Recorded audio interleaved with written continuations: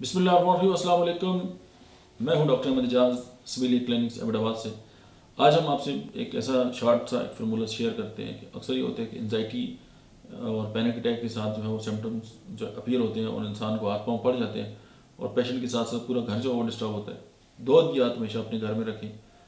Clinic में बिल्कुल आपके सामने होने चाहिए कि जब भी पैनिक अटैक के साथ कोई पेशेंट आए, दोनों मेडिसिन दें, आपका पेशेंट जो है वो रिकवर हो जाएगा। एक है आर्सेनिक, दूसरी है एकोनाइट। एकोनाइट जो है वो भी एंटी एंजाइटी और दूसरी जो दवा है आर्सेनिक एल्बम वो भी एंजाइटी को ख़त्म करने वाली।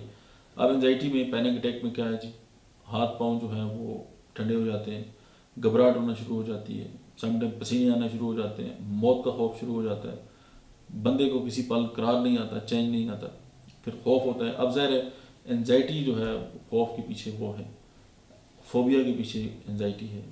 तो बॉडी के अंदर जो है वो करार लाना है, पुरस्कून करना है जिस्म को, तो उस वक्त एंजाइटी ज़ाहिर ख़त्म हो जाएगी। तो उसके लिए ये दो अद्वियात जो है एकोनाइट 30, आर्सेनिक एल्बम 30 दिन में 3 से 4 बार 2 घूंट पानी में मिला के इस्तेमाल करें और एंजाइटी से जान छुड़ाएं।